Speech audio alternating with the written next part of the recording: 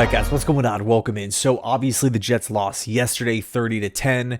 It sucked watching it, right? I think this is one of those one of the weird games that I've seen over these past couple of seasons where you're walking away from it saying like, did we have any positives at all?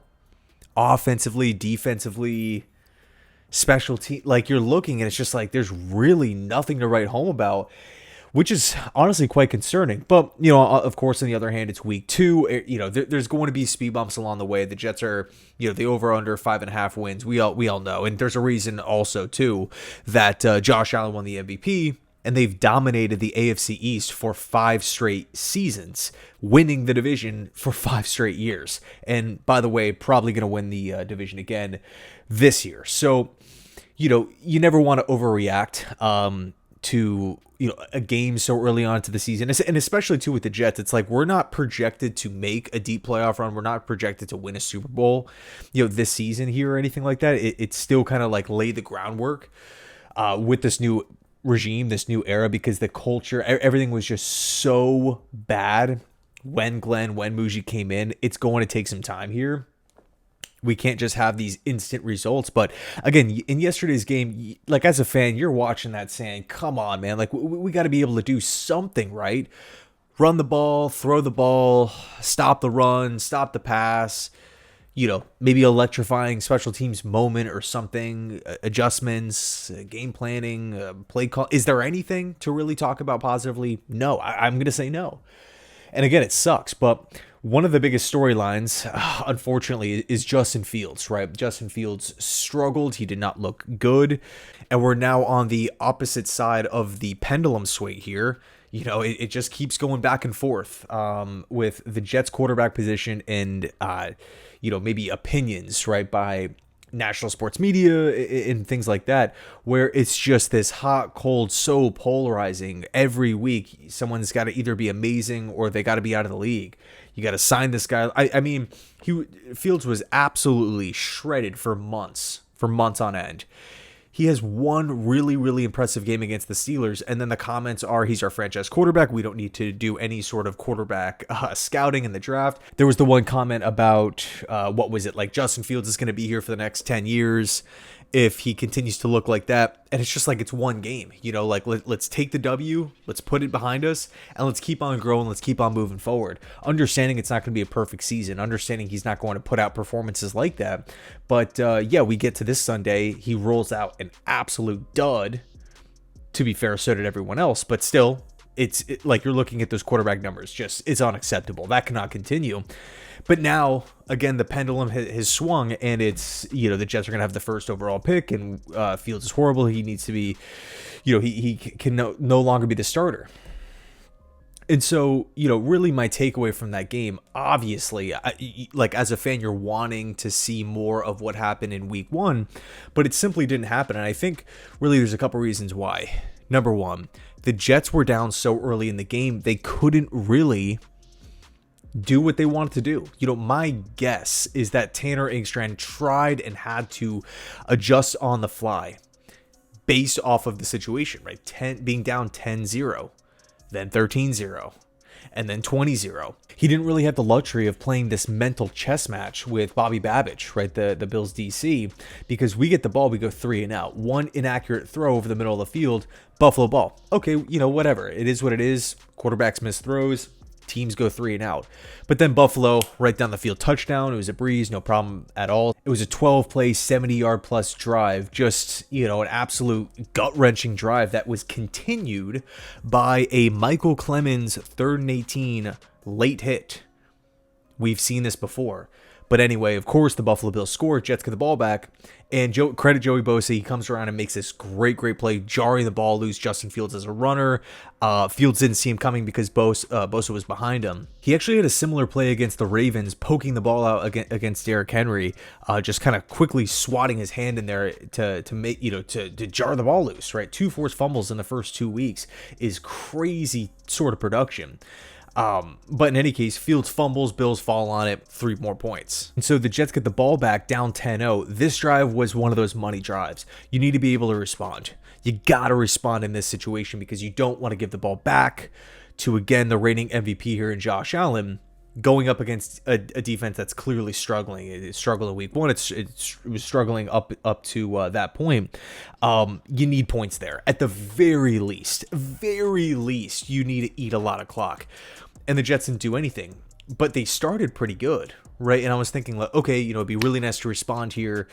You had the 12-yard run from Breece Hall. Then you have the Justin Fields pass right over the middle of the field to Garrett Wilson. I think that was like an 18-yarder. We're right around midfield, but then you have the dagger, basically the drive-ending play, which was the Arian Smith failed trick play where they sent, I believe it was Christian Benford on the corner blitz, boom, and he gets blown up immediately. It was like a loss of 9, 10, 11, something like that, and now we're backed up. And again, we've been talking about this for months.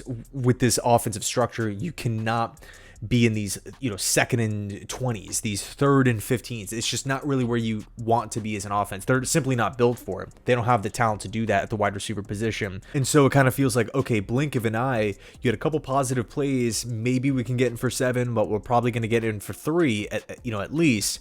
And then failed trick play. Now we're punting it back to Buffalo.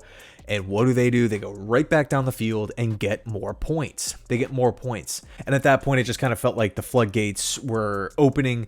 And as an offensive coordinator, it's just like, I don't want to say you're in complete panic mode because you're only down by 2 scores. It's not like you're down 16 points or something. Only still need the 2 TDs to come back and take the lead. But, again, when you're playing against Buffalo, there is this pressure as the opposition. You just know that they're going to score. You know that no matter the situation, they can be down by a ton. They're going to roar back. They have the best adjusters in the game. But when you look at Justin Fields specifically, you just kind of felt like he was inaccurate. He was maybe late on hitting open guys. He was not decisive. In that Steelers game, my favorite thing about Fields was he was just easy, just super decisive, even on like those tight windows throws over the middle of the field.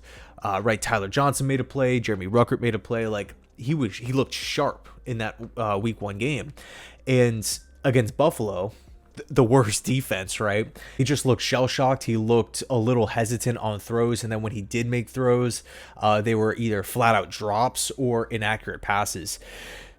And then you throw on top of it the talent at wide receiver. Let me actually just put up the wide receiver depth chart on the screen. What Fields has to work with right now, it is not good whatsoever. The Jets have the worst wide receiver depth chart in the entire National Football League. I think on the surface, it's hard to expect a quarterback to develop when you don't have much talent around you as far as pass catchers go. And so, yes, of course, right, Fields was flat out horrible. Like that just does not look like winning football at the quarterback position. It just simply doesn't. Can you imagine a team going on a playoff run with that type of quarterback production? Like the answer is no. It's just not going to happen. But if you look at what he did against Pittsburgh, it's just like, okay, well, that player's in there. I think really this game, this week 2 game against the Bills, and again, credit the opponent, but this week in the facility, I'm looking at Glenn. I'm definitely looking at Wilkes, but Tanner, this video is about Fields. If I'm Tanner Inkstrand and Charles London here, there's got to be a big emphasis on maybe getting Fields comfortable early in the game with easy pitch and catch types of throws. I'm talking small little crossers over the middle of the field with Garrett Wilson. Maybe just quick tight end curls, right? Gain of 4, gain of 5. Just getting the ball out of his hands quickly. Setting that tone early on. One thing I feel like that really needs to be capitalized on is throwing the football to the running back early within the play. Don't always treat the running back position, whether it's Braylon, whether it's Breece, or whoever. They used Isaiah Davis a little bit in the passing game. Whoever it is that you want to throw out there, let that guy be the second read, right? Put your first read on that same side of the field, right? So, for example, you can put Garrett in the slot. You can put Breece lining up on the right side. You can have Garrett run any sort of in-cutting variation, right? Whether it's like a shallow cross, whether it's a slant, but something to where he's moving off the line of scrimmage and his head is being flipped to look at the quarterback pretty quickly, like almost immediately within the play, 1 to 2 seconds. And if he's not open, within Fields' line of sight. He doesn't even have to move off. He doesn't have to step off or shift to the left or read a defense or anything. You have Brees there. That's a big college tactic, right? Putting multiple reads in the same side of the field where, in some cases, college quarterbacks are literally just reading one defensive player. Okay, the direction that this player goes, I'm going to throw the ball in the other direction, right? Where he's moving away from. Just simplifying things a little bit like that. And, I would love to come on and be like, yeah, Lazard dominated, right? Josh Reynolds is healthy and he has the potential of putting up 9 to 15 catches this week. I would love to be able to say that, right? If we had like a functioning number 2 type of wide receiver, I can't even put my mind in the realm of having like a dominant number 2, like a T. Higgins or someone like that. But even just a functioning number 2, it would be such a luxury, because in those obvious passing situations, it's not just key in on Garrett. We just simply don't have much outside of G5 in the passing game. Ideally, I felt like it would have been nice to maybe get Mason Taylor going a little bit, but that hasn't really happened. But it is what it is. He's a rookie going up against 2 good teams here, with an offensive coordinator that's still trying to learn things out as well. So really, I think the point here, the macro perspective, when the Jets signed Justin Fields, it was a win-win, because if Fields works out, and we've been talking about this for months too, if Fields works out, great, you have your guy that you can maybe build around, whether that's short-term, long-term. Or if he doesn't work out, then it's a cheap 2-year deal. You're not in a position like Deshaun Watson and the Browns, Kirk Cousins and the Falcons. It is what it is.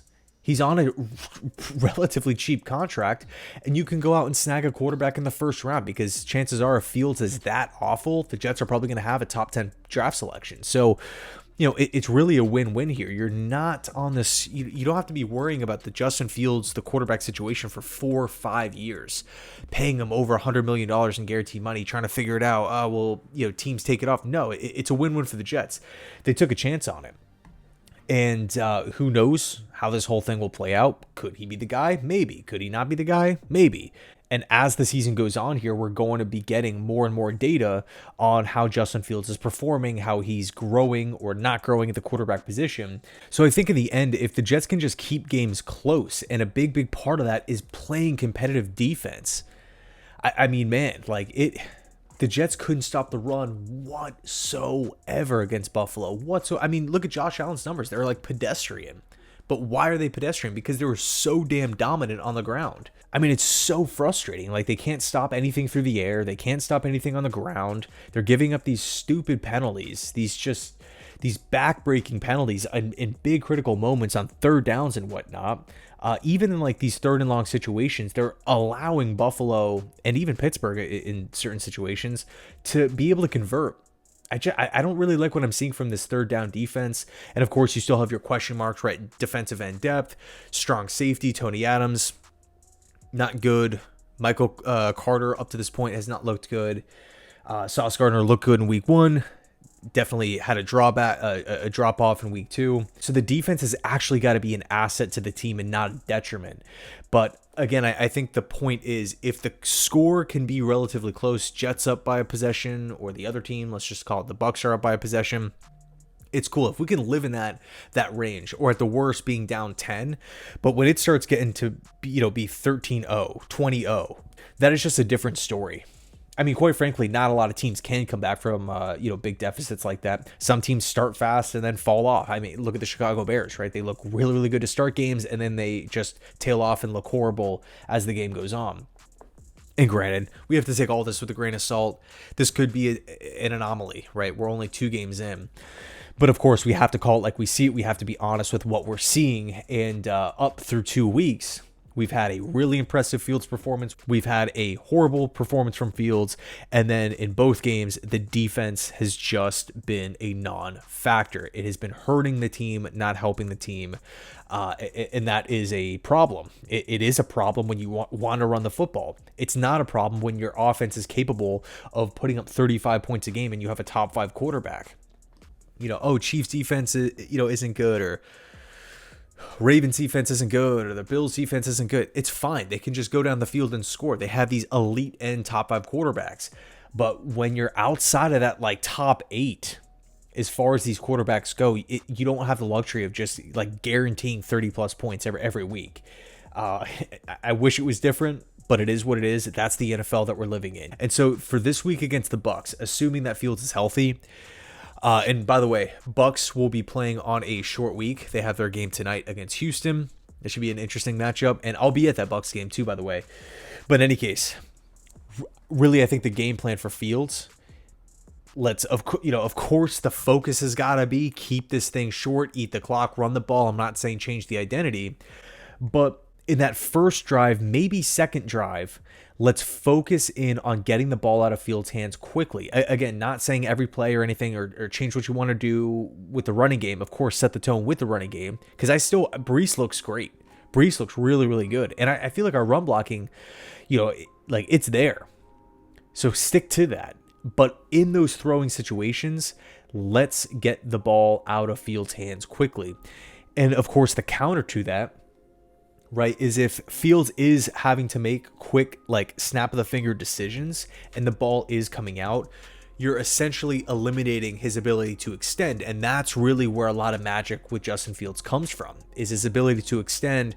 Oh, everyone's covered. No wide receivers are getting open. Instead of a throwaway, instead of a sack, instead of a, horrible, launch it in a double coverage, that could be a run for a gain of 5, for a gain of 10, for a gain of 15. Like when the initial play is over, it doesn't mean that the total play is over. In other words, with Justin Fields' legs. But I think if it's just that first drive, that first or second drive, and then maybe just occasionally sprinkled in throughout the course of the game, where it's, you have your first read on a high probability reception type of play. If he's not there, okay, we're going to quickly pivot to the second read, and that second read is going to be on the same side of the field. You're essentially just simplifying the offense. I think if we can do that, the offense should be more competitive. But again, the defense has got to be stepping up here. You cannot allow over 400 total yards to this Buffalo Bills team. You cannot be giving up over 220 rushing yards. You cannot be having these, head-scratching penalties in big critical situations. You got to be able to get off the field. Buffalo, freaking 25 first downs, just running the ball with absolute ease. The Bills' offensive line was doing a great job of just firing off the football and just literally just physically pushing the Jets' defensive line backwards, which is why I think they were able to, have such a easy time having James Cook just slide in between the offensive line, get quick gains of 5, 6, and 7s. But yeah, anyway, let me know your thoughts down below in the comment section. Thanks so much for watching, and as always, go Jets.